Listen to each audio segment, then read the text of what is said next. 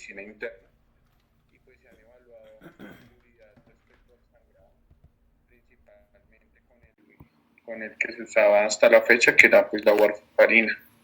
Y pues no hay inferioridad respecto a la parte de eventos trombóticos y tienen un perfil de seguridad que es mayor. Entonces, esperen un segundo, ya. Entonces, pues, y los tenemos de primera línea en fibrilaciones auriculares de origen no valvular y embolinos venosos. Y pues, el interés de este artículo es principalmente por su metabolismo, que está mediado por la glicoproteína P y el citocromo P450. ¿Y por qué esto es importante? Porque la claritromicina, bueno, los macrólidos tienen como objetivo o como un efecto importante la inhibición de la CYP y de la glicoproteína. Sin embargo, dentro de los medicamentos que conforman los macrólidos, la claritromicina es un potente inhibidor de estos dos.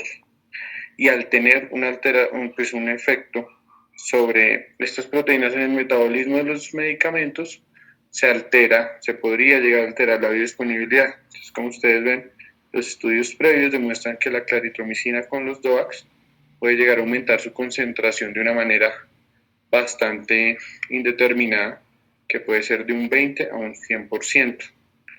Y mientras que la citromicina pues muestra una escasa actividad sobre el citocromo y la glicoproteína P.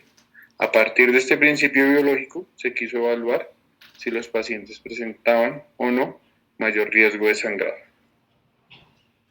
El objetivo primario realmente es evaluar el riesgo a 30 días de hospitalización por episodios de sangrados después de la prescripción de claritromicina, comparándolo con la acitromicina. Y pues a mí me parece en pacientes que toman DOAC, pacientes mayores de 65 años. Y a mí me pareció muy importante, pues porque en el contexto de pandemia en el que estamos, la claritromicina se está usando de una manera muy elevada en los pacientes con neumonía por COVID. Entonces, pues era algo que no se estaba teniendo mucho en cuenta. Respecto a los criterios uy, perdónenme, se me metió esto. Respecto a los criterios de inclusión y exclusión, realmente excluyeron los pacientes con infección documentada por Helicobacter pylori, que es importante, pues que es una indicación importante de macróleo, pero se superponía con posibles eventos de sangrado. Pacientes anticoagulados con antagonistas de vitamina K, pues warfarina, pacientes menores de 65 años y pacientes que hubiesen usado dentro de los 90 días del estudio otro inhibidor potente del citocromo. Pacientes en hemodiálisis o en trasplante renal, pues que ahorita la anticoagulación pues en hemodiálisis es un tema aparte muy grande también para valor.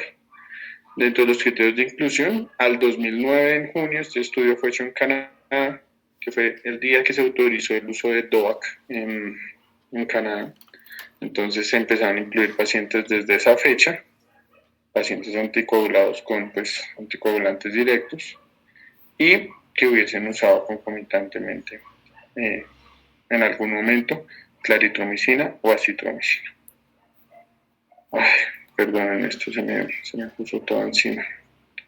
Es un estudio realmente, pues el modelo del estudio es entre comillas sencillo, porque pues usaron la base de datos que tenían en Ontario para evaluar los pacientes que habían sido expuestos o no e hicieron un análisis retrospectivo de cortes. El tiempo de recolección, como les comento, fue del 23 de junio del 2009 hasta el 31 de diciembre en Ontario, Canadá.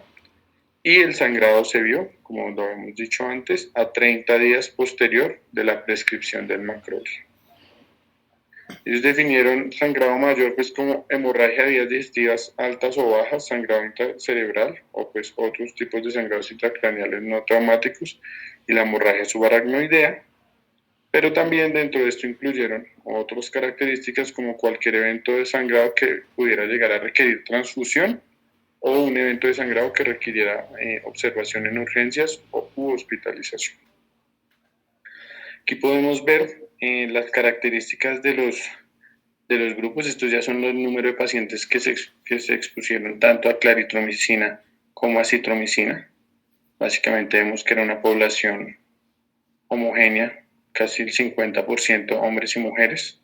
Respecto al grupo de edad, la mayoría de los pacientes eran menores de entre 65 y 85 años, estaba el grueso del grupo.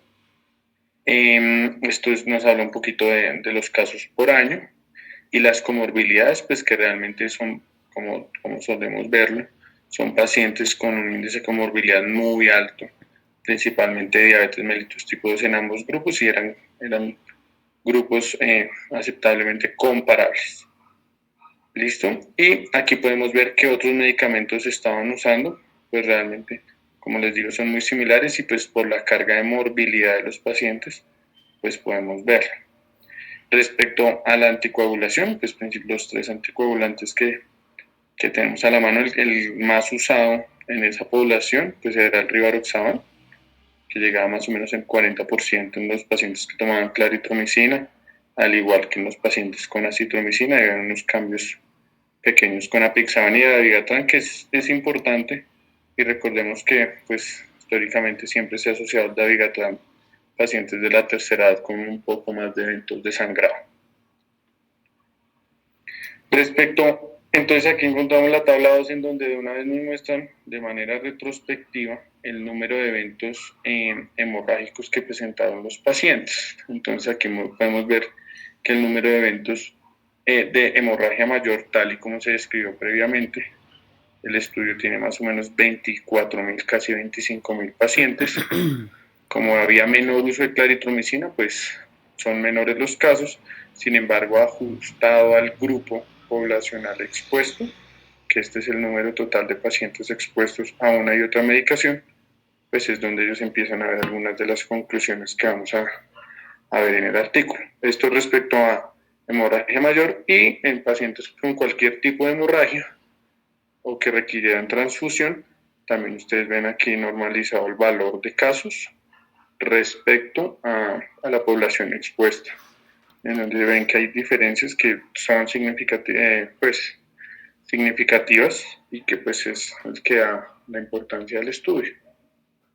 Y aquí podemos ver pues el riesgo de eventos hemorrágicos de los pacientes que toman la claritromicina, entonces las hemorragias mayores, y comparando esto en los periodos que tomaban claritromicina por el número de eventos al año. Entonces ya vamos a ver un poquito más adelante.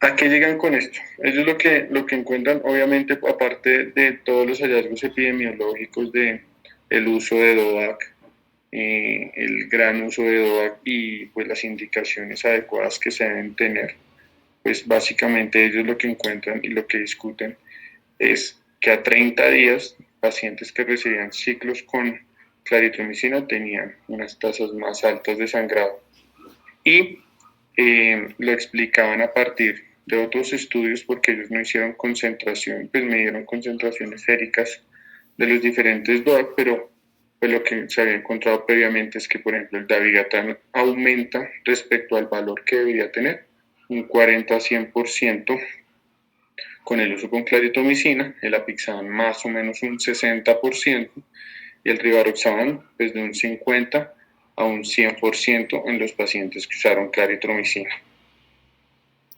Y ellos finalmente pues lo que dicen es que en pacientes de edad avanzada más de 66 años que tomaban claritromicina hay una tasa más alta de sangrado y pues mayor riesgo de requerir hospitalización o alguna intervención médica y por la interacción pues biológica explicada en su mecanismo de acción de la claritromicina y pues se debería considerar la hemorragia como un posible desenlace adverso en el paciente y considerar el uso o no, evitar el uso o no de claritromicina en pacientes de la tercera edad que estuvieran anticoagulados.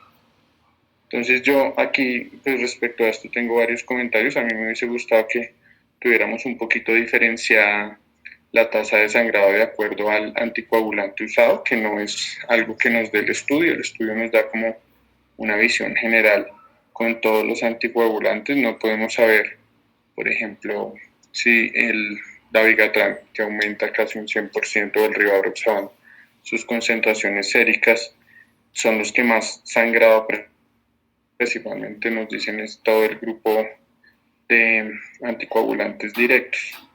Sin embargo, pues dada la coyuntura actual y pues el alto uso de claritromicina en nuestro hospital base, sobre todo, pues que es donde tenemos contacto diario, debería ser evaluado el uso o de la citromicina o las indicaciones para evitar exponer a los pacientes a un mayor riesgo de sangrado. Es un estudio muy, pues, reclutó 24.000 personas, pues realmente es una muestra significativa, una muestra homogénea, que nos permite ver a partir de un principio biológico que sí pudiera aumentar levemente, pero aumentar el riesgo de sangrado en los pacientes.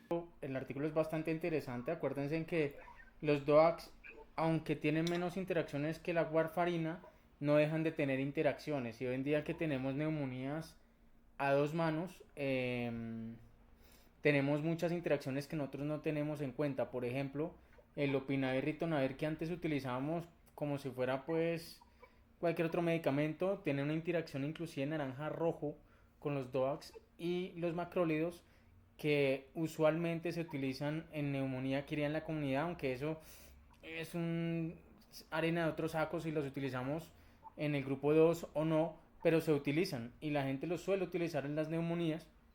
Tiene una alerta de tipo amarillo con los DOACs y el que menos interacción tiene es dabigatran. Entonces yo sí estoy muy de acuerdo con lo que nos dice Gustavo y Duan de que hubiera sido muy interesante que nos hubieran separado cómo se comportó cada uno de los anticoagulantes con respecto a los sangrados y no solo eso, sino qué tipos de sangrados fueron los que más prevalecieron con cada uno de los DOACs, porque eso permite tomar medidas. Obviamente es un estudio retrospectivo, es muy difícil reproducirlo prospectivo, pues porque entran algunos temas de ética médica, pero indudablemente es un estudio bastante interesante. La otra pregunta es que muchos de estos pacientes tenían más de 65 años de edad y cuando encuentran un sangrado en estos pacientes, muchas veces si están con anticoagulación, el anticoagulante lo que les hizo fue desenmascarar algún factor que los precipitaba a algún sangrado. Estamos hablando propiamente de algún cáncer.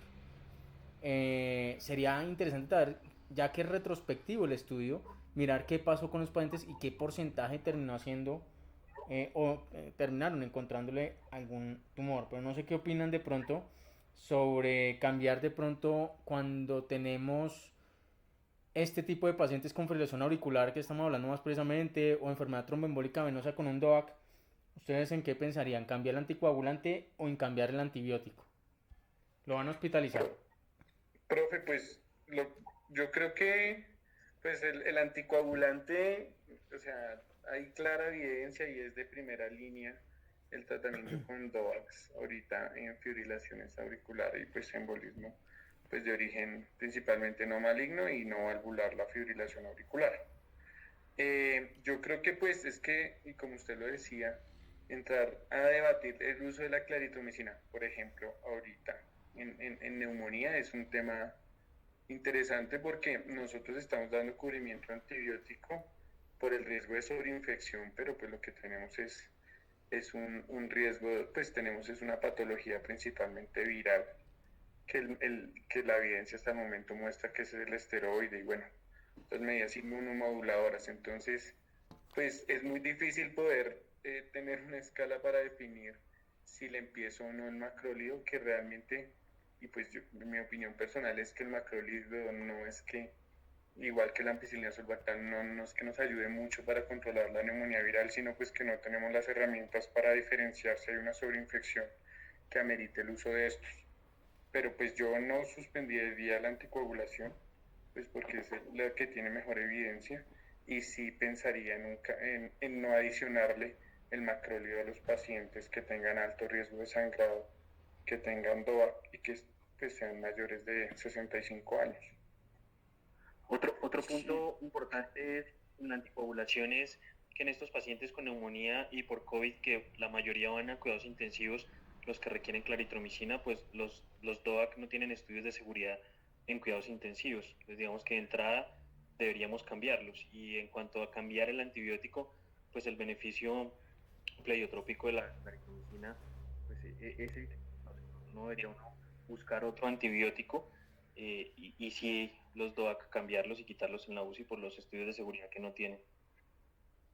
Porque a mí me genera la duda es claritromicina versus acitromicina en neumonía. O sea, los macrólidos tienen efecto inmunomodulador y pues previamente se encontró que la claritromicina podía favorecer al momento de manejar vía aérea en pacientes con neumonía bacteriana, pero pues realmente no sé hasta qué punto pues podría evitarse la claritromicina, que es la que expresamente tiene de pronto un mayor riesgo de sangrado.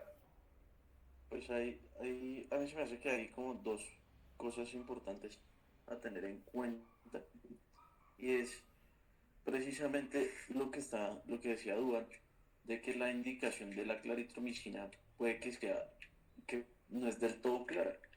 Incluso y hay opciones de antibióticos que uno puede tener, hay más opciones de antibióticos que uno puede tener que pueden tener desenlaces igual muy buenos desenlaces.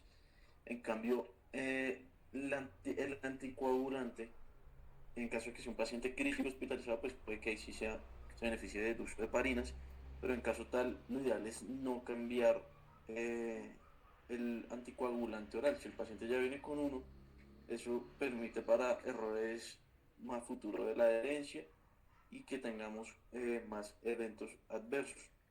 Y pues ya un punto aparte que ya se sale un poco, pero sí me acordé cuando el profe mencionó ahorita de que hay algo que a tener en cuenta que es muy importante las interacciones de los dogs, es sobre todo con los anticonvulsivantes. Casi todos, la gran mayoría, no me sé todos exactamente, pero sí tengo muy presente que son muchas las interacciones y que incluso hay una tabla en la guía de anticoagulación y en la guía de FA que habla de las interacciones. Entonces siempre tener en cuenta evitar esa combinación de DOAC con anticonvulsivantes.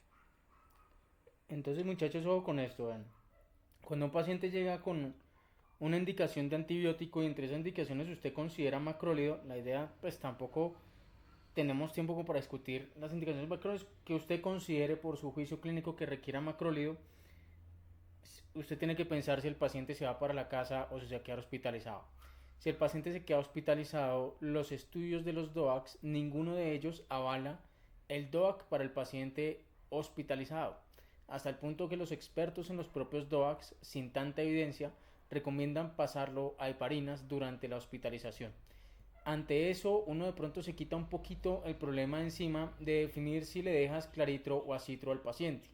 Lo cierto es que cuando el paciente se va para la casa, ahí sí es donde uno tiene que aplicar muy juiciosamente la guía, en donde las guías te dicen que si tú tienes un medicamento con una bandera amarilla para interacción con los DOACs tipo claritromicina, te plantees o buscar otro anticoagulante si es una fibrilación auricular de nuevo, con menos interacciones y que le puedas reducir la dosis como Dabigatran, o plantearte la posibilidad de otro antibiótico.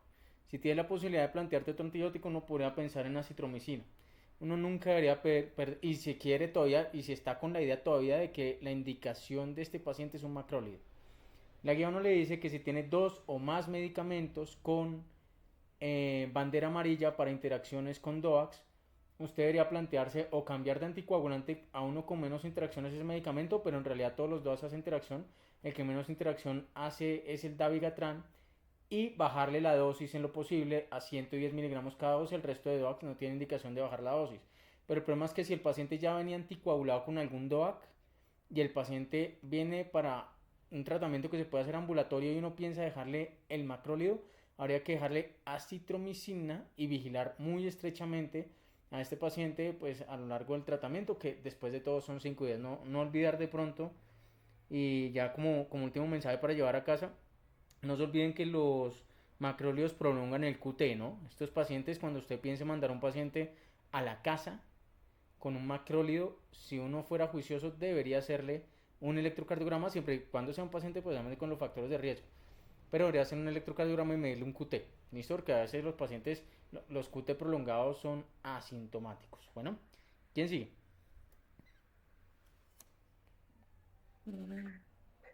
Creo que sigue Diego, Doc.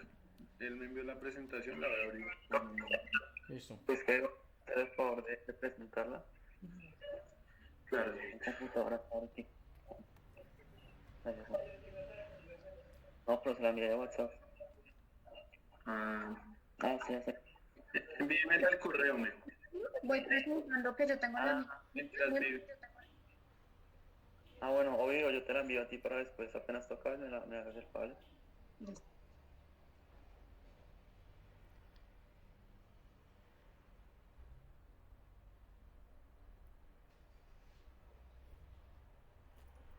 Ya viví ahí, puedes compartir pantalla.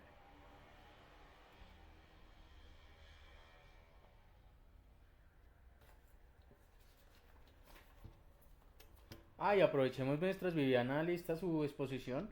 Los pacientes que tienen sangrados con anticoagulantes, no importa cuál sea, sobre todo, pero no excluyéndolos, sobre todo los que tienen más de 65 años de edad,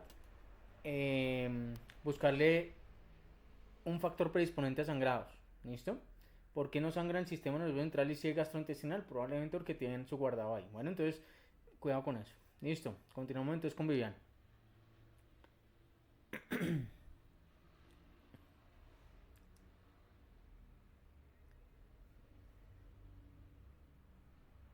Vivi, tienes el micrófono apagado de pronto por sí.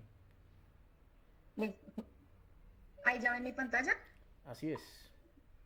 Listo. Bueno, entonces mi nombre es Viviana Guerrero, soy residente de segundo año de medicina interna y el artículo que traigo para comentarles son los efectos del alopurinol en la progresión de la enfermedad renal crónica. Como introducción, digamos que lo que se sabe hasta el momento es que puede haber una asociación lineal entre las concentraciones de urato sérico con la presencia de albuminuria, enfermedad renal crónica, progresión de enfermedad renal crónica hasta la etapa terminal, también eventos cardiovasculares y muerte. Esa es la razón por la cual se hace este estudio y lo que se ha definido y lo que se quiere demostrar es si hay en realidad una relación causal con la disminución de la tasa de filtración glomerular y los niveles de urato y el nivel de urato sérico. Ha habido una dualidad en saber si el urato sérico juega un papel causal en esa progresión o si es como tal un marcador indirecto de la función renal disminuida. Dentro de los objetivos de este estudio tenemos como objetivo primario el cambio de la tasa de filtración glomerular desde el inicio del estudio, considerado como desde la aleatorización de los pacientes hasta las 104 semanas. Este cambio de la tasa de filtración glomerular se midió por la escala de CKD-EPI.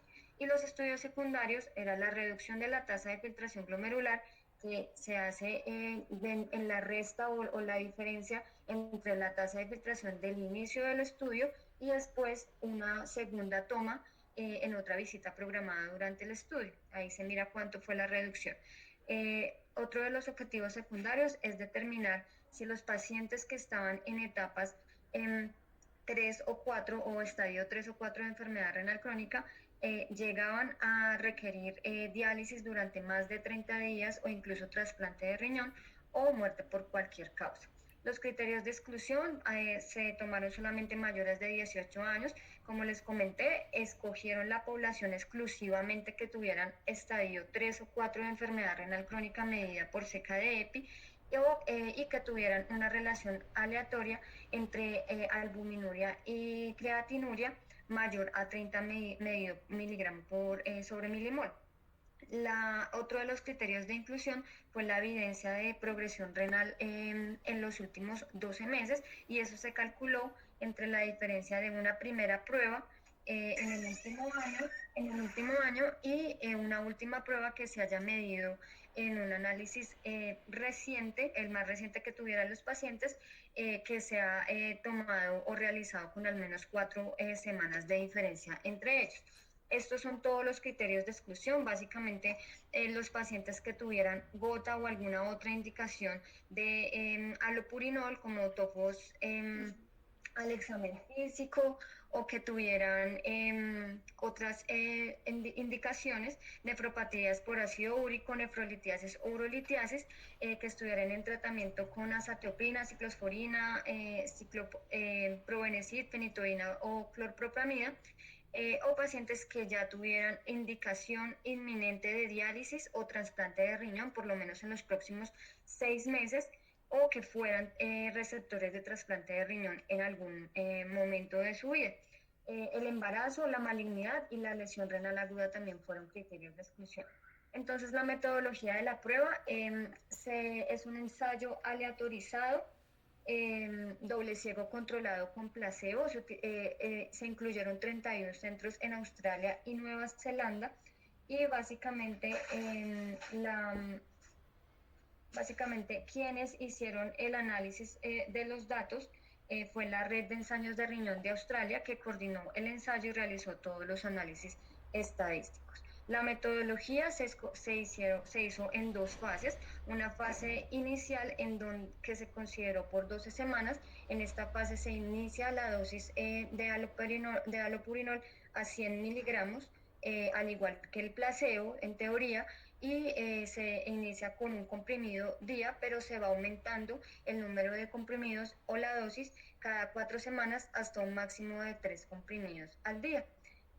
Sin embargo, para poder ellos mirar a quiénes o cómo se hacía ese aumento progresivo de la dosis, ellos tomaron estos criterios para el ajuste de la dosis, que básicamente están orientados en la evidencia en que no haya evidencia de efectos adversos a nivel cutáneo relacionados con el alopurinol, efectos a nivel del hemograma, de la ALT, o progresión muy rápida o lesión renal aguda, o progresión de la creatinina mayor, aumento del 20%. Realmente quien consideraba si se hacía ese ajuste o no, pues era el médico tratante de cada paciente. El segundo periodo, que es llamado fase de seguimiento, constó de 92 semanas. Los pacientes fueron evaluados durante este periodo cada 16 semanas, y ahí se dieron cuenta cuáles debían ser retirados del estudio, que básicamente fueron los pacientes que requirieran diálisis por más de 20 días, o pues los que estuvieran programados para trasplante renal. Vemos acá cómo fue la distribución de los grupos. Se admitieron finalmente 369 pacientes, y se dejaron en 2 brazos, cada uno de 185 y 184 pacientes, dependiendo a quién se le daba el alopurinol y a quién se le daba el placebo. Y a esos pacientes pues se les hace el seguimiento por las 104 semanas. Traigo esta tabla únicamente para resaltar, y es algo pues muy interesante en el estudio, y lo vamos a ver en las conclusiones, que los pacientes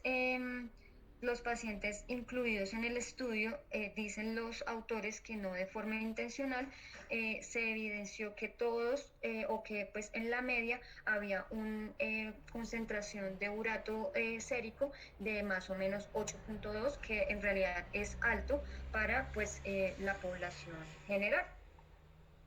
Bueno, entonces en cuanto a los resultados primarios, como ya habíamos mencionado previamente, este resultado se basaba en revisar cuál era la progresión o el cambio de la tasa de filtración glomerular desde el inicio de la aleatorización hasta completar las 104 semanas. Y lo que vemos en esta tabla es que en realidad el cambio en la tasa de filtración glomerular no difirió significativamente entre el grupo del alopurinol y el grupo del placebo. Lo que ellos calculan en los datos estadísticos es que el cambio fue de más o menos 3.3 mililitros por minuto por 173 metros, 1.73 metros cuadrados por año, lo cual pues realmente no es significativo. Hay una acotación que quiero hacer en este momento, y es que en realidad al inicio del estudio ellos consideraron incluir 620 pacientes, más de 620 pacientes incluso, para poder lograr el objetivo de digamos que fuera estadísticamente significativo este estudio, pero no lograron completar este número de pacientes, dado que en el tiempo que estaba estipulado para el estudio no se alcanzó a recolectar toda esta muestra, y por eso al final se incluyeron pues muchos menos pacientes de los que se planeaba al principio del estudio. Dentro de los resultados secundarios se valora la disminución de la tasa de filtración glomerular. Ellos miraron en dos grupos si había una disminución del 40 o del 30% o de pronto muerte también en estos pacientes, y como vemos en estas tablas, realmente en los grupos en donde hubo una mayor disminución de la tasa de filtración glomerular fue el brazo del uso del alopurinol, al igual que los pacientes que terminaron con enfermedad renal crónica en estadio final con requerimiento de hemodiálisis, muerte por cualquier causa y eventos cardiovasculares fatales o no fatales, lo que nos indicaría que este grupo del alopurinol fue pues el que tuvo peores desenlaces con respecto al grupo del placebo. Aquí nos muestran también cómo fue el efecto del alopurinol sobre el urato sérico y la albuminuria, y pues lo esperable que es el efecto del medicamento, o una reducción significativa al inicio y hasta las 12 semanas de los niveles de urato sérico en estos pacientes, pero después hubo una tendencia, digamos que a un nivel basal en estos pacientes. Obviamente el placebo pues no tuvo ningún efecto en estos pacientes. Y en cuanto al comportamiento de la albúmina o de la albuminuria, realmente tampoco hubo ningún efecto significativo con respecto a los pacientes incluidos en el grupo del placebo. En cuanto a los efectos adversos que pues también fueron evaluados en este estudio, dado que se utilizó este medicamento, pues a mí me llama la atención que el número de pacientes que tuvieron efectos adversos fue 84, que no es un número despreciable, y en realidad vamos a ver ya en la discusión que es un porcentaje muy alto, casi el 30% de los pacientes que fueron incluidos en el estudio, y que pues varios de estos incluso no lograron terminar el estudio por esta razón. Entonces también influiría dentro de los resultados este tipo de efecto. La discusión que plantean entonces los autores en este estudio se las clasifiqué en 5 puntos específicos, y ellos decían que la falta de efecto del tratamiento con alopurinol podría tener varias causas. La primera, que la inclusión de los pacientes con enfermedad renal crónica, al menos moderadamente avanzada, como en este caso que incluyeron solo pacientes en estadio 3 y 4, pudo haber limitado la capacidad del alopurinol para prevenir la disminución de la tasa de filtración glomerular. O sea, nos quedamos sin saber si los pacientes de pronto en estadio 2 o en unos estadios más tempranos de enfermedad renal crónica hubieran tenido pues un mejor efecto del medicamento en cuanto a disminuir esta progresión de la enfermedad. La segunda punto de la discusión es que en realidad la asociación epidemiológica entre los niveles de urato sérico y el inicio de la enfermedad renal crónica o la progresión a etapa terminal solamente se ha descrito en estudios de cohortes en los que participaron pacientes que no tenían enfermedad renal crónica al estudio, que fue al inicio del estudio, que es una gran diferencia con este estudio que ya vimos, que era otro grupo de pacientes. En este estudio no se ajustó la dosis de acuerdo a los niveles de urato sérico. Eso quiere decir pues que en este momento no habría ninguna interferencia con respecto a dosis diferentes por esa razón. Entonces lo que ellos indican es que quisieron evitar el desenmascaramiento inadvertido por la intervención asignada. Y esto es muy importante, el 76% de los pacientes del ensayo estaban tomando un inhibidor del sistema de renina-angiotensina-aldosterona al inicio del estudio, y ellos pues comentan ahí que eso también podría haber atenuado los efectos potenciales del alopurinol sobre la actividad del eje renina-angiotensina-aldosterona, disminuyendo así su efecto y no logrando una adecuada reducción de la progresión de la enfermedad renal.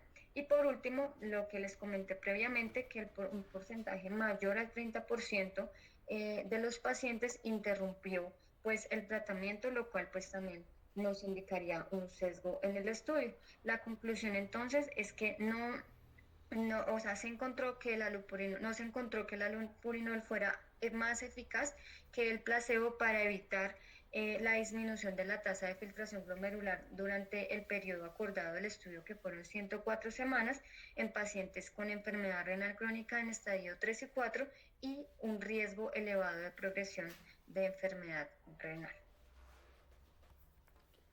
Bueno, muchas gracias. Ese artículo, aunque inicialmente uno ve el título y uno dice, bueno, realmente uno sí ve que le ponen alopurinol a los pacientes, porque inclusive hay estudios que hablan que los sartán contra atenolol, los sartán bajo los niveles de ácido úrico comparado con el atenolol, y los muchos servicios de nefrología piden el ácido úrico dentro del panel cardiometabólico y el panel que ellos piden dentro del seguimiento de los pacientes renales. Porque sí es cierto que el mayor, cuando encuentras unos niveles de ácido úrico elevados, probablemente el paciente tiene algún grado de disfunción renal y esto lo utilizan también como un seguimiento del riesgo cardiovascular. Entonces, si logramos reducir ese ácido úrico, ¿qué tan interesante podría ser o qué tanto podríamos prevenir una enfermedad renal crónica? Lamentablemente me parece que de pronto que el estudio se haya terminado tempranamente por reclusión lenta hace que las conclusiones sean complejas y de pronto uno lo que hace es más es abrir teorías, porque si no se logró completar toda la población que se estaba estimando, el estudio perdió poder. No sé de pronto si Igor tenga ahorita algún comentario o alguno de ustedes también tenga algún comentario de eso, pero el hecho que por reclusión lenta se haya terminado tempranamente el estudio plantea dos cosas. Lo primero, que vean que no solo este, sino otros estudios, por ejemplo, apixaban en hemodiálisis, se detienen tempranamente por reclusión lenta y eso habla que no es fácil encontrar pacientes con enfermedad renal crónica homogéneos. Es difícil encontrarlos, no es que sea de pronto mano negra la industria como algunos se atreven a mencionarlo. Entonces lo primero de pronto es qué tanto podemos confiar en una conclusión de un estudio que no fue completado por reclusión lenta. Yo creo que uno parte más de teorías, pero los estudios o la curva si uno ve que no se separa mucho y eso tranquiliza mucho porque por lo menos podemos hablar de que el paciente con enfermedad renal crónica que viene con alopurinol podría ser un medicamento menos y esto mejora la adherencia a tratamientos que son mucho más importantes como el de la hipertensión arterial, como el de diabetes mellitus o inclusive para otras comorbilidades que de pronto sí tienen un impacto en la enfermedad renal crónica.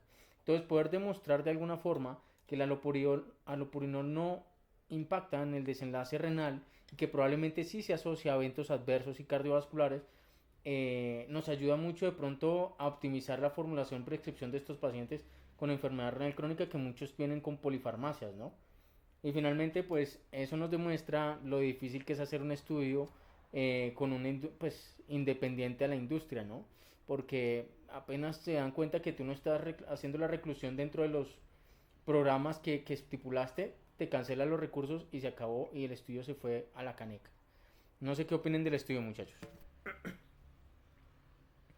Profe, pues una cosa importante es que ellos ahí en algún apartado y no en las conclusiones comentan que después de eso se hace un nuevo análisis post-hoc que reveló que si se hubiera cumplido el objetivo de la inscripción de los pacientes requeridos para el estudio, eh, que en teoría deberían ser 620, el poder del estudio tampoco, o sea, no hubiese sido clínicamente significativo tampoco el uso de alopurinol versus el placebo. Pero pues realmente es algo que ellos colocan Sí. como un análisis posterior, pero no se deja como muy claro eso. No, pero tienes toda la razón. Es muy probable, los autores mencionan lo que tú dices, es muy probable que si hubieran completado inclusive la muestra que estaban estimando, es probable que los resultados no hubieran cambiado. Entonces a uno le da de pronto el pie para decir, bueno, un medicamento menos para los pacientes con enfermedad renal crónica. Recuerden que el alopurinol no está exento de hacer rash y reacciones de hipersensibilidad severas, muy severas. Un estudio más que nos va a ayudar, por ejemplo, a esos pacientes, y yo sí los pongo a que ustedes en el servicio nefro del hospital revisen cuánto paciente realmente está con alopurinol, cuánto paciente simplemente por tener un ácido úrico discretamente elevado sin ninguna sintomatología le iniciamos alopurinol. Eso sí, personalmente es muy frecuente que uno lo ve. Y finalmente, pues qué tanto paciente de ellos continúan en lo por el cual la adherencia a los tratamientos realmente que impactan. Bueno, ¿tiene alguien algún otro comentario? Listo, continuemos entonces. Pero muy buen estudio, me parece muy buen estudio, Vivi, me pareció muy bueno. Em, Continuamos con el estudio de plasma en ANCAS, listo. Igor, Igor, tienes el micrófono apagado. Doc, Ese ese es el lo mío, vas a pero poner Diego. Ah, listo, listo. ¿Sí me escuchan? Sí. Sí, ¿Me escuchan? Sí, listo. Bueno, entonces vamos a iniciar con este estudio. Fue un estudio que fue publicado este año en el New England Journal of Medicine. Y pues se llama así, es en pacientes que tienen vasculitis asociada a ANCAS y comparan dos cosas, el intercambio de plasmaféresis y el uso de glucocorticoides a dosis altas y a dosis bajas. Entonces, el siguiente, por favor. Entonces, como introducción, digamos que los problemas más comunes asociados a la vasculitis tipo ANCAS o anticuerpos anticitoplasma de neutrófilos es que presentan con dos características clínicas que le dan la severidad, que es el deterioro de la función renal, que en últimas va a terminar en enfermedad renal terminal, o la hemorragia pulmonar. Digamos que los pacientes que cumplen estas dos cosas los clasificamos como una presentación grave de la vasculitis tipo ANCA. Entonces, se describe que los malos resultados se atribuyen a un retraso en el diagnóstico y el uso de los tratamientos y la inmunosupresión que se hace tarde, es decir, esto es lo que desencadena o lleva a que esos pacientes progresen a estos cuadros graves. Y se ha descrito, esto es lo que se conocía hasta este momento, que la eliminación rápida de los anticuerpos o estos ANCAS mediante la plasmaféresis podría reducir el daño orgánico de la vasculitis asociada a ANCAS. Sin embargo, el beneficio real en un ensayo clínico grande, digamos que toda la evidencia pues hasta este momento se basaba en estudios pequeños y principalmente observacionales. Sin embargo, el beneficio neto en cuanto a mortalidad o enfermedad renal terminal no era conocida. Y lo segundo es que las dosis de glucocorticoides altas fueron los primeros tratamientos que resultaron eficaces para este tipo de vasculitis y siguen siendo la piedra angular. Sin embargo, ¿qué tan rápido debemos reducir esos corticoides teniendo en cuenta regímenes estándar o una dosis reducida de glucocorticoides? Tampoco es muy cierto o tampoco es muy objetivo realmente. Entonces la siguiente, por favor. Entonces este es un ensayo controlado aleatorizado en pacientes con vasculitis asociada a ANCAS activo con un diseño factorial 2x2. Y ahorita les voy a mostrar en la gráfica en qué consiste este diseño, que permitió dos evaluaciones por separado de los dos tratamientos. Entonces el primer tratamiento es el recambio plasmático, la plasmaféresis, en comparación con no hacer plasmaféresis en pacientes que todos recibieron ciclos de inducción con ciclofosfamida o rituximab. Y la segunda evaluación que se hizo de acuerdo al diseño eran dos regímenes diferentes de glucocorticoides orales, una dosis reducida y un régimen de dosis estándar. Realmente es un estudio grande, inició la aleatorización desde junio del 2010 hasta septiembre del 2016, 6 años de aleatorización, aproximadamente 700 pacientes, y la supervisión del estudio se hizo por la Universidad de Cambridge y todos los datos, digamos, de aleatorización, de asignación de los datos y los análisis se hicieron en la unidad de ensayos clínicos de Birmingham. La siguiente, por favor. Entonces, esto está en los datos adicionales del estudio. Entonces, este es el diseño más o menos del... ¿Sí me están escuchando? Sí. sí, perfectamente.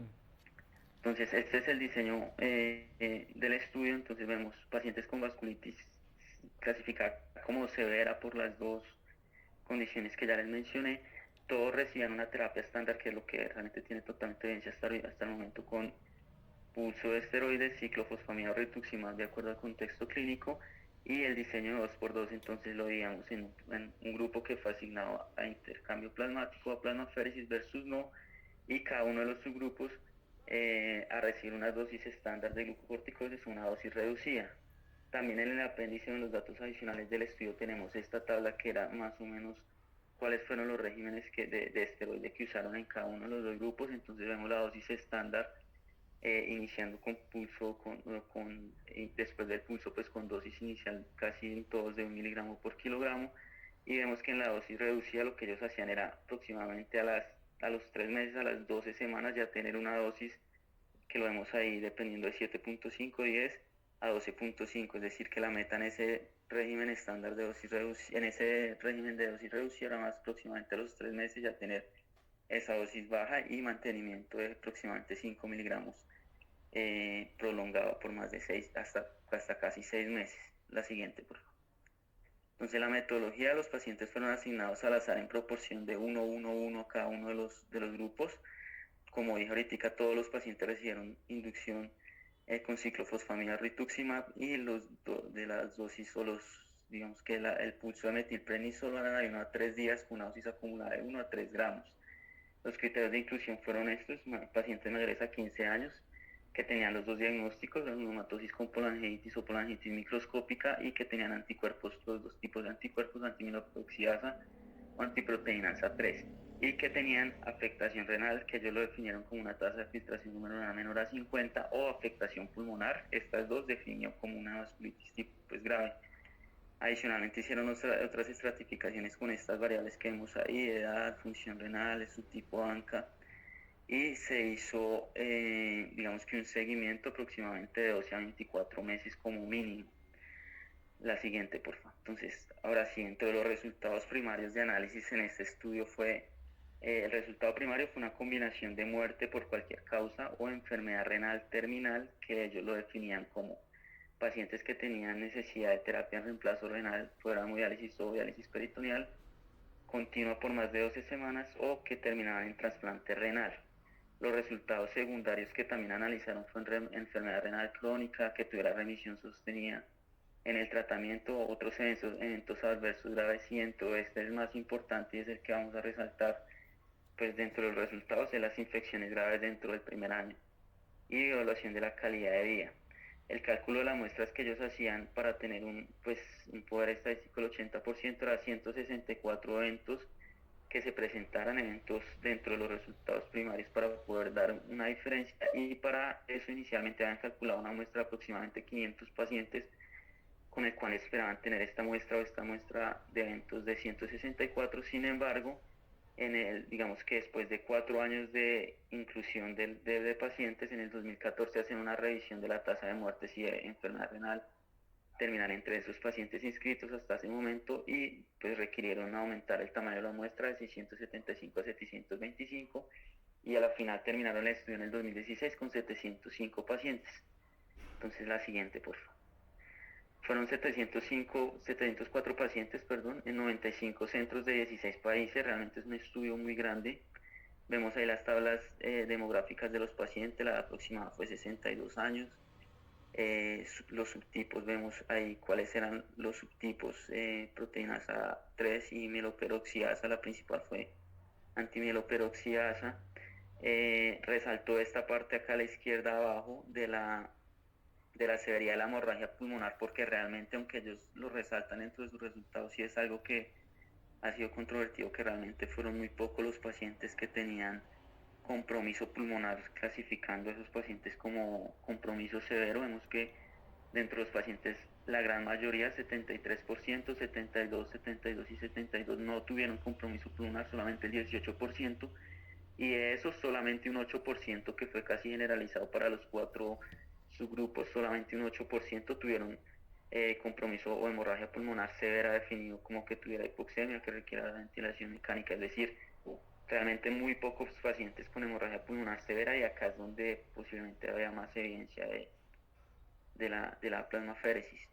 Vemos los otros compromisos y las otras cuadros de estándar de los pacientes: ciclofosfamida intravenosa en el 50%, oral el 34%, y rituximab solamente un 15% de todos los pacientes. La siguiente, por favor.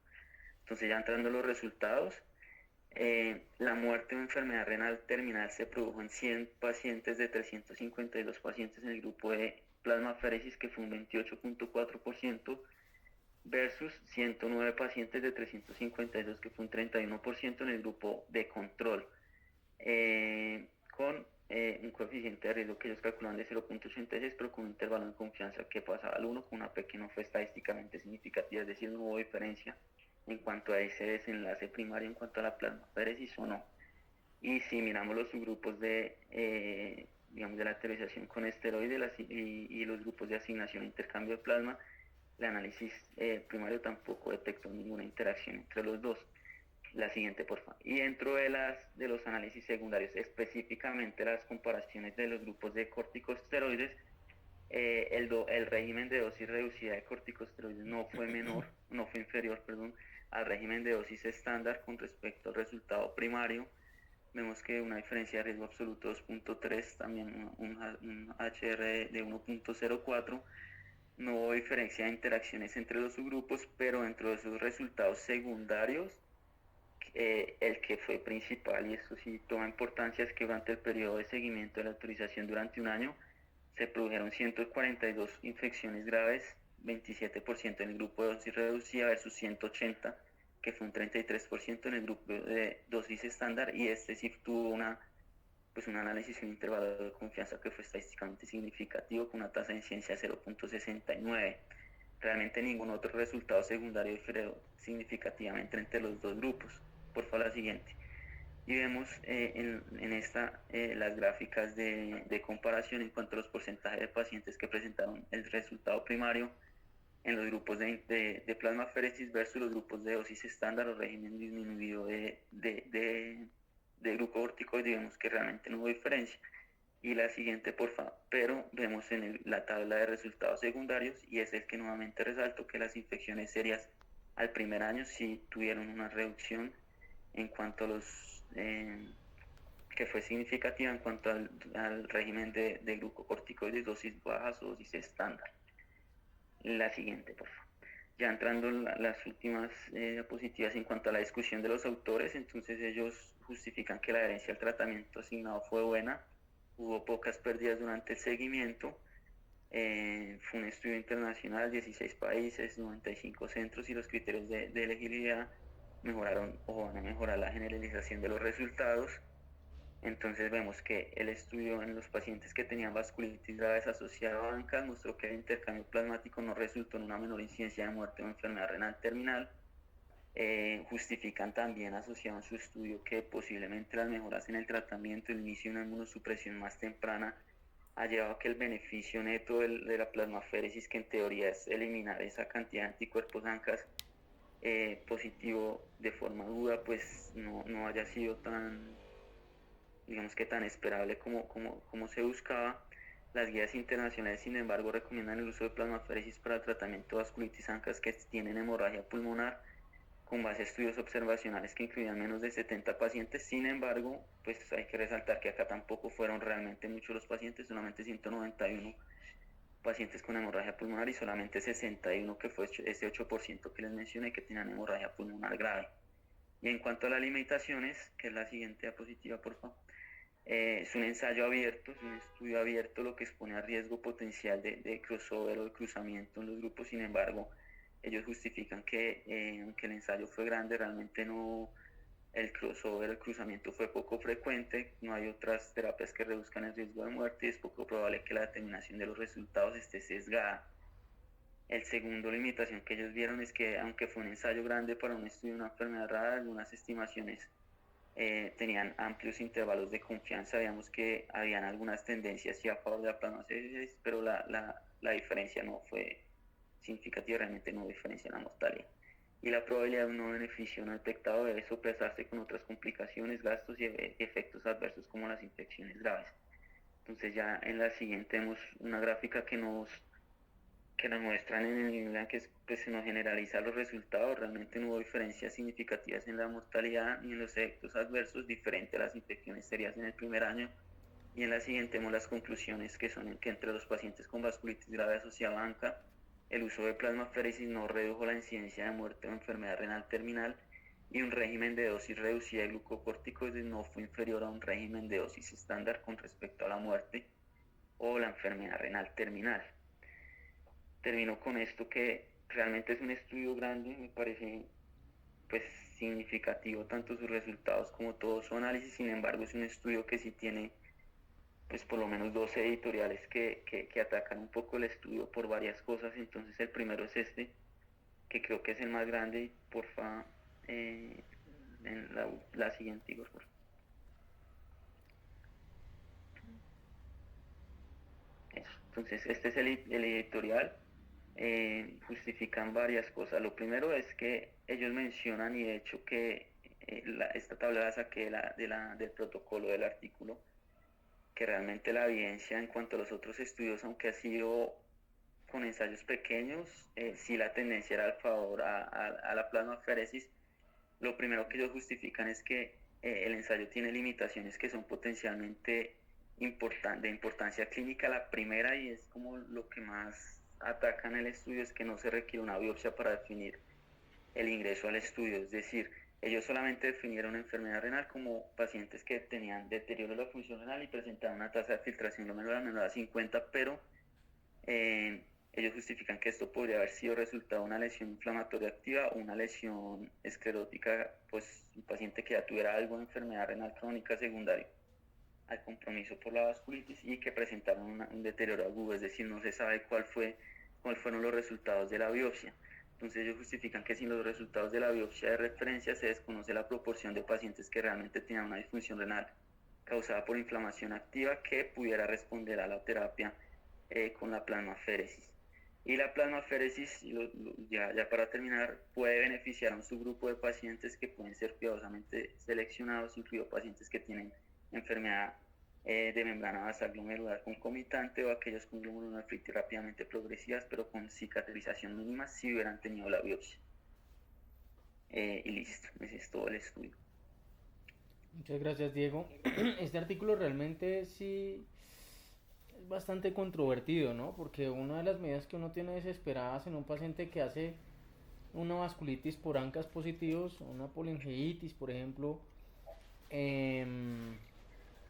o que hacen pues compromiso renal, pero en realidad lo que a uno le preocupa dentro de esos pacientes, o entre una de las mayores complicaciones, el compromiso de la hemorragia pulmonar. Y, y casi siempre en las herramientas de medidas desesperadas que podrías tener en la plasmaféresis. Evidentemente a estos pacientes tú les pones el esquema ciclofosfamida, les pones corticoide y obviamente comienzas a bajarle la dosis escalonada, y pues para despejar de eso de una vez, mira que algo que sí nos enseñó y me parece muy bonito del estudio es que hay que comenzar a destetar tempranamente esos corticoides. Muchos dejan esos corticoides a dosis tope 2, 4 semanas, y aquí demostró que el corticoide comenzar una reducción, yo no le pondría dosis bajas, sino una reducción temprana de la dosis, no fue inferior y de hecho redujo el número de infecciones. Pero lo que sí preocupa, o la conclusión que realmente preocupa, es la que los autores plantean, y es decir que no funcionó para las hemorragias pulmonares, porque esos pacientes tienen realmente una emergencia, y probablemente si eso es así nos quedamos en una herramienta grandísima para los pacientes. Obviamente las críticas del editorial son completamente válidas, pero muchas veces la situación no da para llevarlos directamente a una biopsia, sobre todo los pacientes muchas veces están en UCI. ¿Cuántas veces ustedes han visto que en UCI les hagan una biopsia, por ejemplo, renal a esos pacientes? Entonces, ¿qué opinan del estudio? Sí, yo de acuerdo. Yo creo que lo más importante es lo de la reducción de la dosis del esteroide. Realmente ellos empezaron reducción desde la segunda semana después del pucho y después de iniciar 1 miligramo por kilo. Y veíamos que ya aproximadamente las 12 semanas ya debe estar en dosis mínima casi de mantenimiento, 5 a 10 miligramos. Eso es lo primero. Lo segundo es que yo sí creo que esto va a cambiar. Realmente lo único que tenía como recomendación, y de hecho uno lo ve en esas guías como recomendación, uno en las guías de plasmaféresis en cuanto a la enfermedad renal, pero sí digamos que es un estudio muy grande, que yo creo que eso va a cambiar. O sea, yo creo que ya no puede quedar como pues recomendación 1, dado que no, realmente en cuanto a enfermedad renal terminal no hubo diferencia ahí, y el estudio sí creo que es lo suficientemente grande para decir eso. Y de acuerdo con usted, en cuanto a la hemorragia pulmonar, ellos lo justifican, pero creo que fueron muy poquitos pacientes, por eso quise resaltar esa parte, solamente un 8% con hemorragia pulmonar grave. Y si entendemos que fisiopatológicamente es como atacar o eliminar, digamos, esos anticuerpos que están generando esa hemorragia pulmonar en un contexto agudo o grave, sí creo que va a ser una única o es la única terapia de salvamento que queda en esos pacientes. Entonces sí, descartarlo completamente en neumonía pulmonar con este estudio creo que no va a ser, no, Yo creo que el estudio nos dejó no. una duda grande porque el problema es que hay plausibilidad biológica, ¿cierto? Está el desespero de uno cuando tiene una hemorragia alveolar. Yo no sé ustedes de pronto cuántas han visto, pero espero que no vean suficientes porque eso es catastrófico. Y obviamente que uno no tenga la herramienta es difícil, pero el problema es que cuando tú le vas a poner la herramienta de la plasmaféresis, ya tienes un estudio, entre comillas, medianamente grande, pero en realidad no es tan grande porque solo el 8% tuvieron hemorragia alveolar, pero si tú lo miras, es un estudio que tiene casi la misma cantidad que otros estudios que llegan, tú lo mencionabas, hasta 70 pacientes, pero en esta ocasión fue prospectivo. Sí fue abierto, pero es que es muy difícil hacer un doble ciego, doble dummy, pero Sí, sí fue un estudio prospectivo y ahí es donde a uno le queda como, ese estudio no estuvo mal hecho. Obviamente faltaba una confirmación un poquito más fuerte de la hemorragia alveolar, pero uno queda con dudas y el problema es que esas terapias no son inofensivas, son costosas, requieren invadir el paciente y hay estudios como este que demuestran que probablemente o por lo menos hay un grupo de pacientes que no se benefician o por lo menos hay que estudiarlos mejor. El problema es qué paciente elegimos para la plasmaféresis. Entonces yo se los cuento porque este estudio es grande, este estudio seguramente va a ser patrón de referencia. Esta conclusión que tú nos dijiste ahí, esa es la misma conclusión que pone en la guía a pesar de todos los baches. Entonces sí es importante discutir o uno tener las suficientes herramientas para discutir con nefro cuándo sí y cuándo no. Eso casi siempre es una junta multidisciplinaria, pero ustedes, por ejemplo, ¿cómo le argumentarían a nefro ponerle una plasmaféresis cuando está, por ejemplo, este estudio Pexivas que nos dice que por lo menos en ese grupo de pacientes con hemorragia alveolar no modificó ningún desenlace fuerte?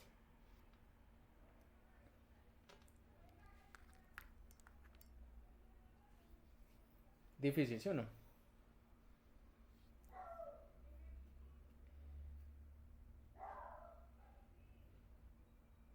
Bueno, muchachos, ¿quién es el Sí, muy siguiente? difícil, muy Sí, sí, difícil porque Yo expongo. listo.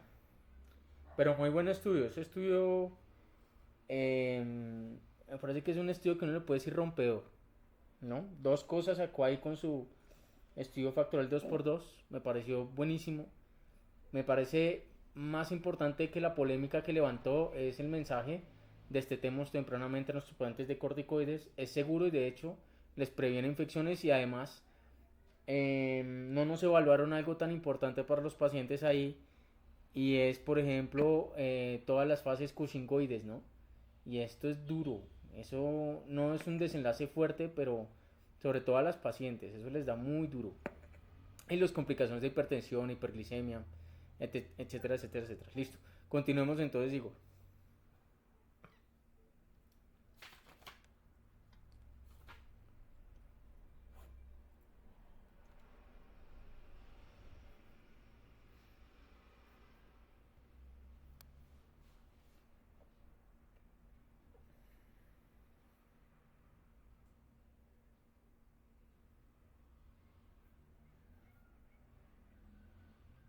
Listo. ¿Ahí me escuchan todos?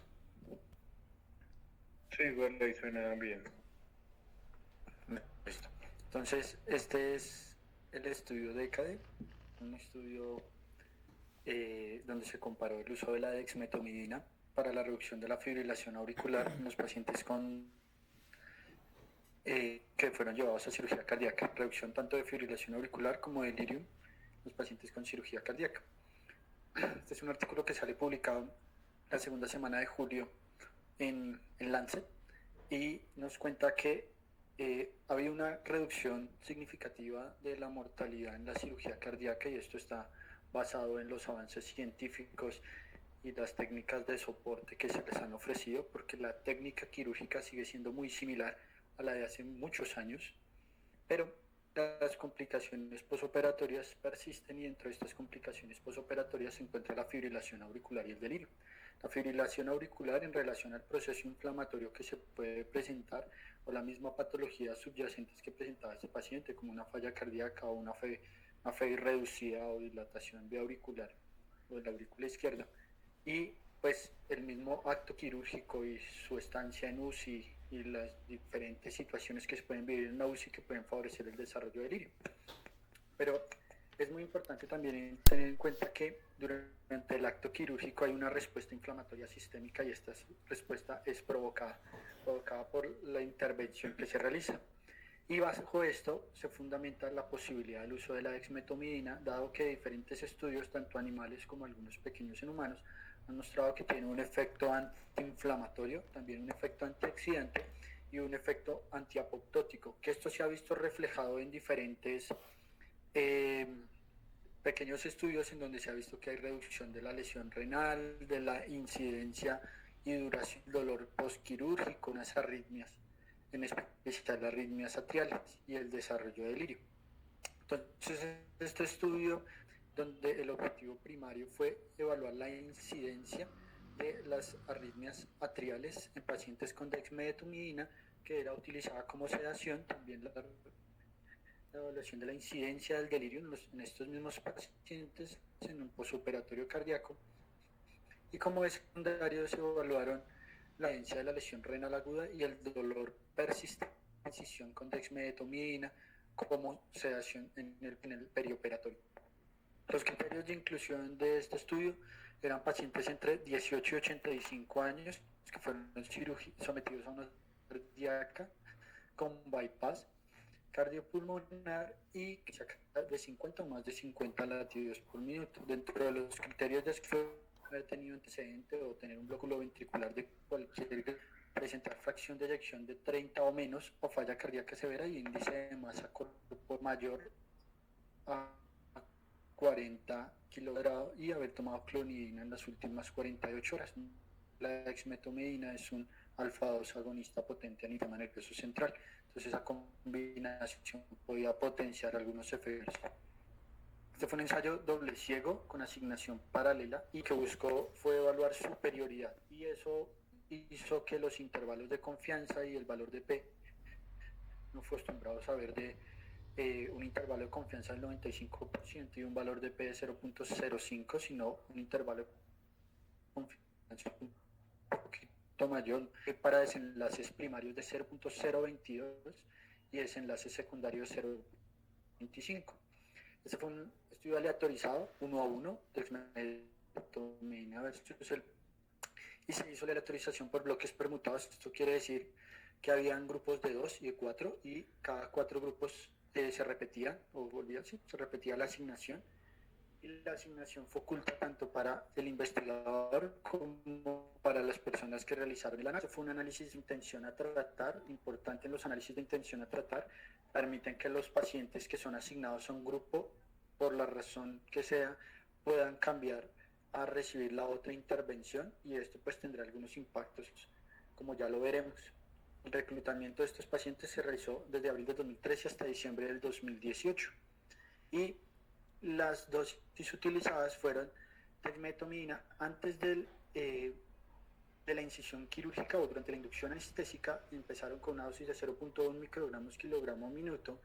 Luego de haber terminado el bypass cardiovascular se aumentaba la dosis a 0.2 y en el posoperatorio se mantenía la dosis a 0.4 miligramos kilogramo minuto hasta por 24 horas. Sin embargo, se permitió que los médicos que estuvieran atendiendo a estos pacientes pudieran ver la dosis de acuerdo a las consideraciones que ellos vieran, si presentaba bradicardia, hipotensión o algún otro efecto adverso.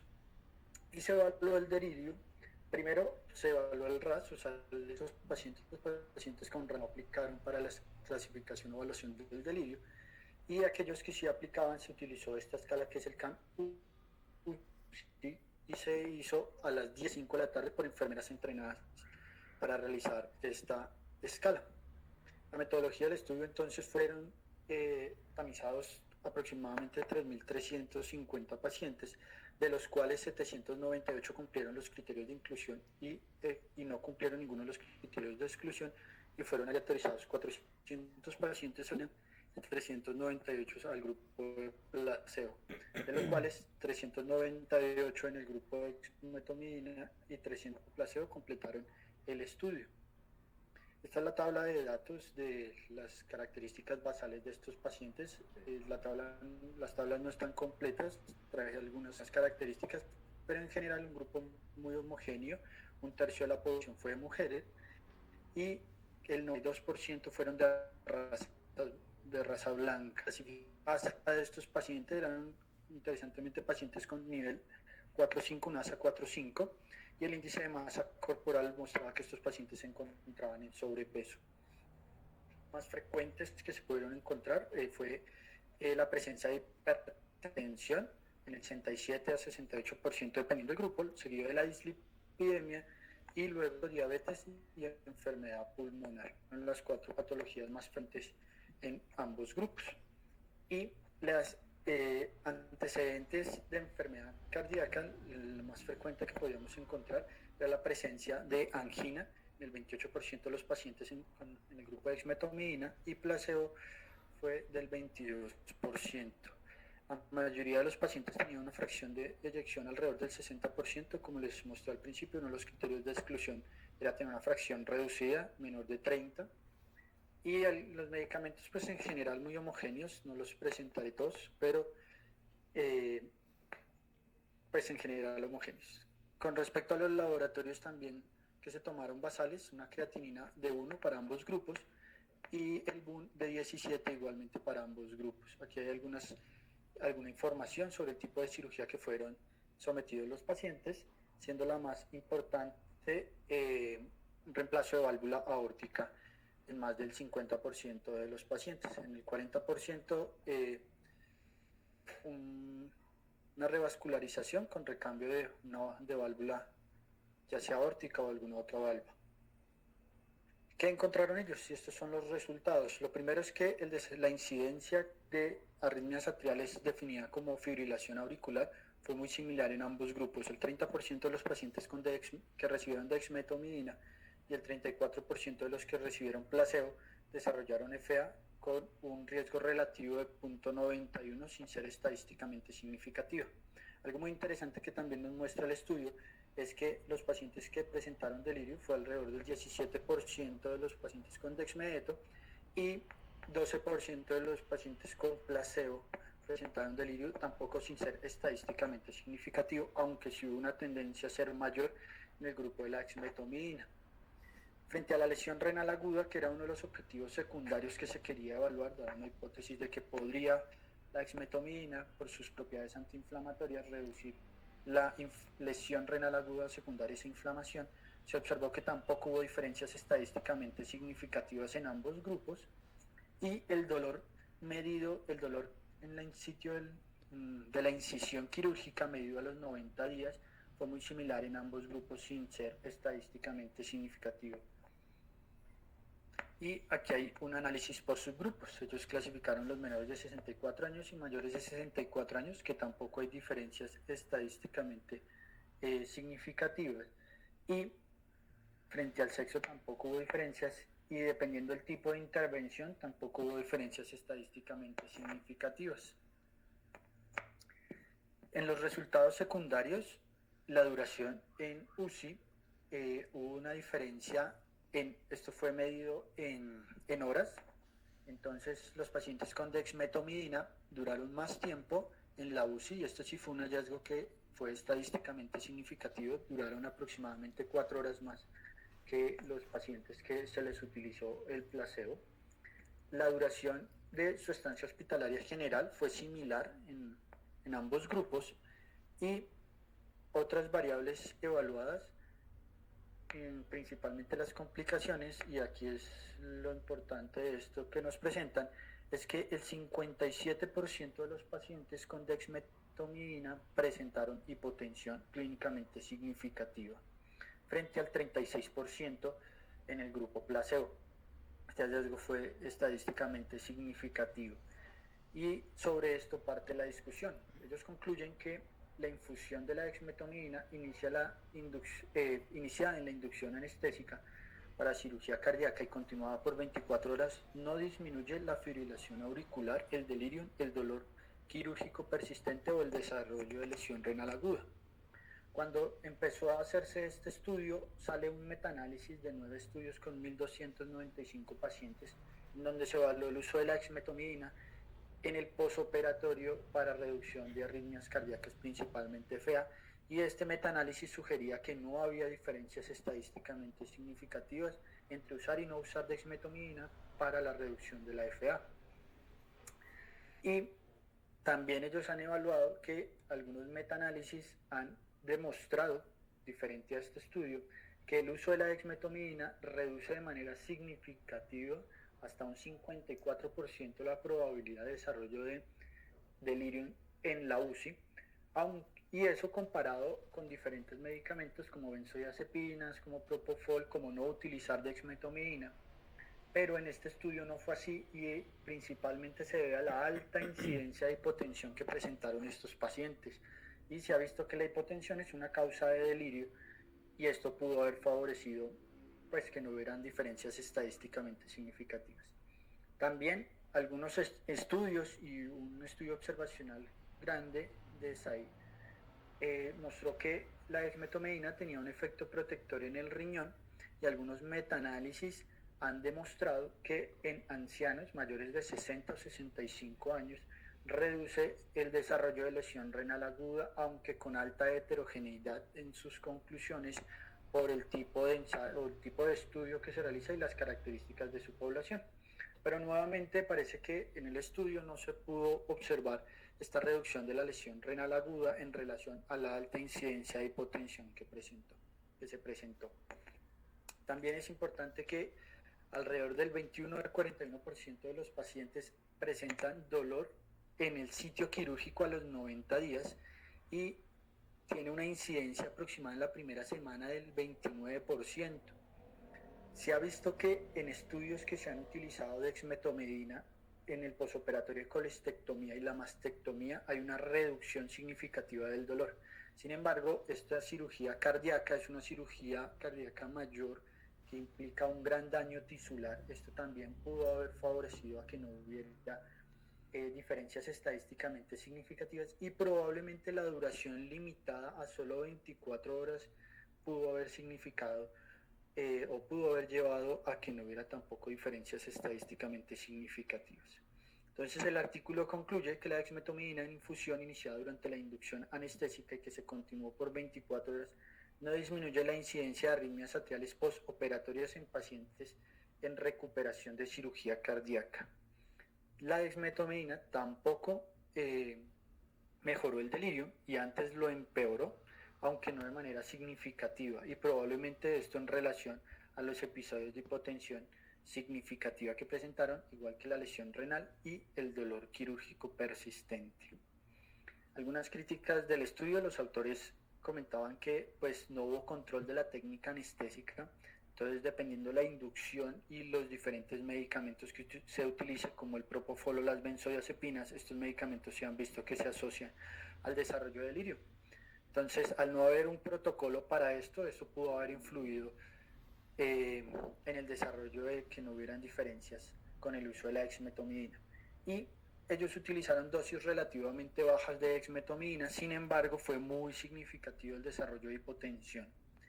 Esto también pudo haber favorecido a que no se presentaran esos efectos protectores en los pacientes que fueron llevados a cirugía cardiovascular. Otras críticas que no fueron declaradas por el autor, pues lo primero es que no tenemos mucha claridad sobre la intervención, sobre la técnica y el procedimiento quirúrgico, en el sentido si hubo complicaciones, la duración del procedimiento.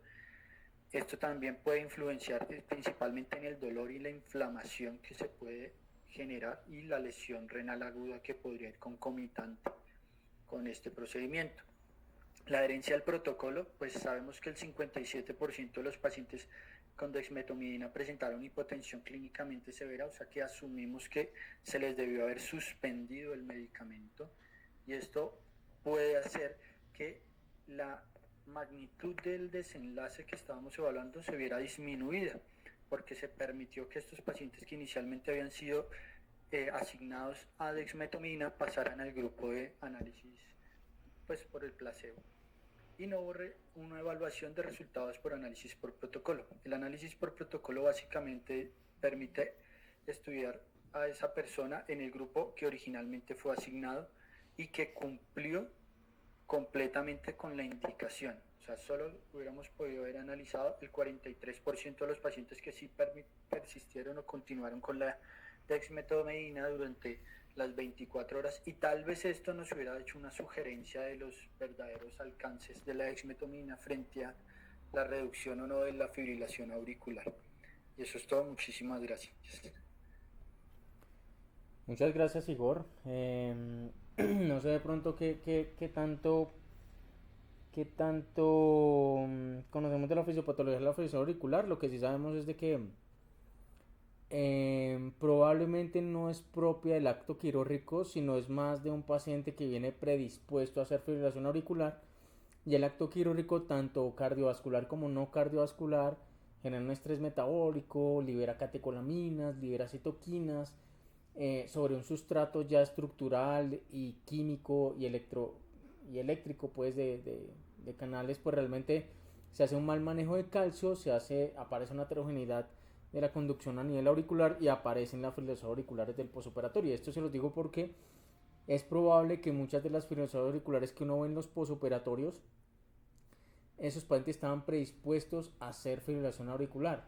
El gran problema que hoy en día tenemos es que no sabemos cuánto tiempo anticoagularlos, a quiénes anticoagular, sobre todo si presentan solo un episodio de fibrilación auricular autorresuelto en el posoperatorio. Está monitorizado si uno lo ve ahí, y si tiene un CHAS-VAS de 2 o un punto, sabiendo que estos pacientes ya de por sí tienen algún tipo de cardiopatía. Entonces el tema de la fibrilación auricular del posoperatorio es bastante interesante, porque lo único que ha intentado prevenir la fibrilación auricular son los protocolos que ustedes van a encontrar cuando roten por sus unidades de cuidados coronarios con amiodarona, el famoso protocolo del Papa Bear, y algunos protocolos con beta bloqueadores, pero son protocolos que reducen la tasa de fibrilación auricular, y hay gente que no le gusta porque no modifica mortalidad. Yo no estoy de acuerdo con eso. Yo creo que si baja la fibrilación auricular es importante porque, como tú lo mencionaste en las primeras diapositivas, la fibrilación auricular depende de la cirugía. Si es un reemplazo de válvula aórtica, solo es de un 20% más o menos. Si es doble cirugía aórtica y puentes coronarios, es hasta un 50% de los episodios de las posoperatorios que hacen fibrilación auricular. Entonces hay un esfuerzo o hay mucho interés por prevenir las fibrilaciones auriculares, pero hay pocos estudios.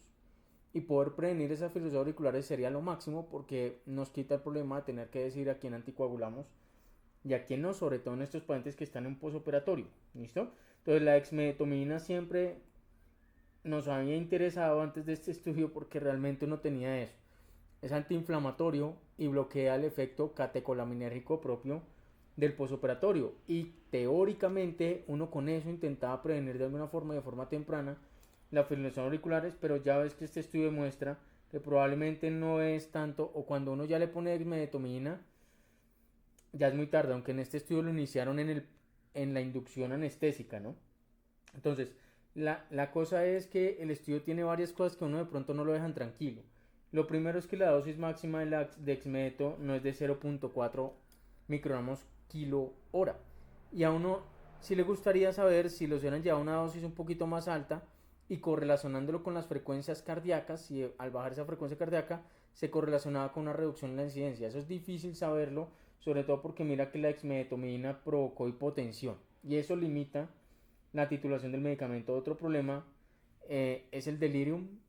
Siempre en UCI coronario uno tiende a dejar más de dexmedeto, porque si hay artículos y hay revisiones y hay metaanálisis inclusive que nos hablan que la dexmedeto disminuye en los postoperatorios, no necesariamente cardiovasculares, la tasa de delirium. Y el delirium obviamente es algo que puede hacer inclusive que los pacientes se retiren los dispositivos.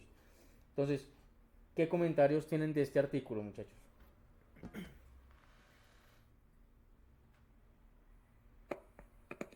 Pues yo creo que algo muy importante es saber cómo salen esos pacientes de la cirugía.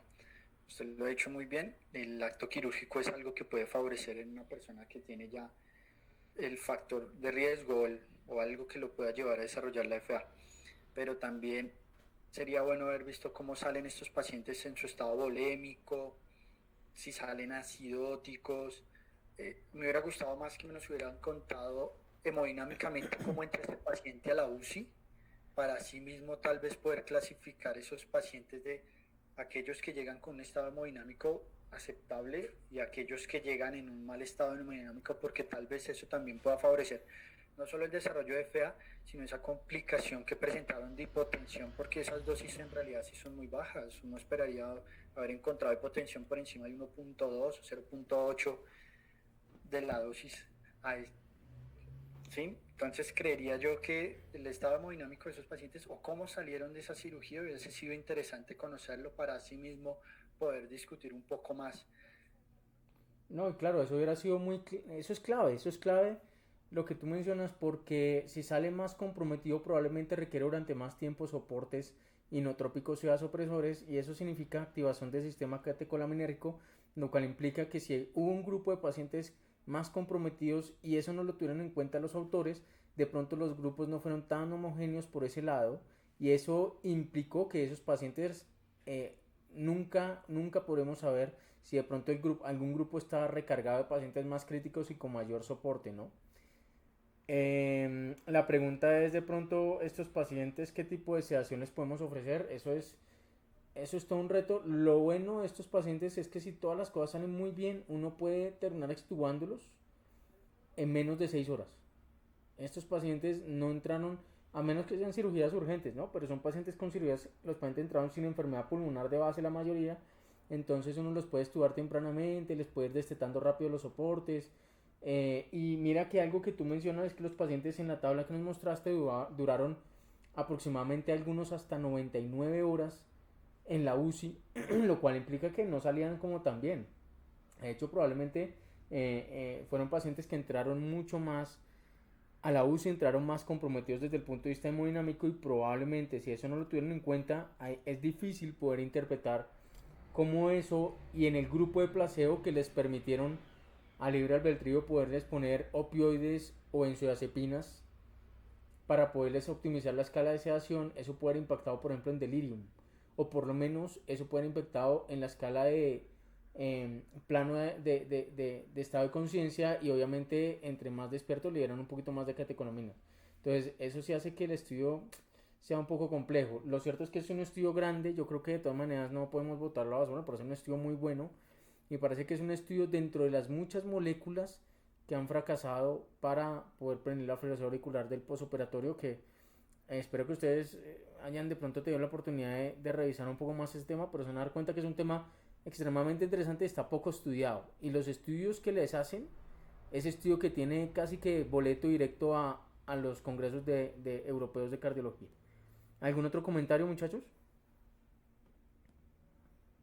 Pues de pronto, pues como llamar la atención era algo que iba a preguntar, pero Igor nos contestó al final, que ellos no especifican cuál fue la sedación que tuvieron esos pacientes, y yo creo que eso es como lo más importante, porque realmente todos, propofol, midazolam, todos se asocian a delirio, y digamos que lo que uno busca, o el que más se asocia usualmente a delirio, son las benzodiazepinas, midazolam, pues en general, y lo que se busca con la desmetomina es hacer un cambio para no prolongar el uso de la benzodiazepina. Entonces, que no se haya descrito cuál fue la sedación que ellos usaron, y digamos lanzarse a decir que sí, la desmetomina se asocia mucho más delirium, cuando, pues usted ya lo dijo, hay varios estudios y otras revisiones que sí describen que de pronto el cambio temprano para no prolongar las benzodiazepinas a una dexmetomina sí puede asociarse a mejores resultados. Pues sí creo que se aventuraron muy antes a hacer esa afirmación.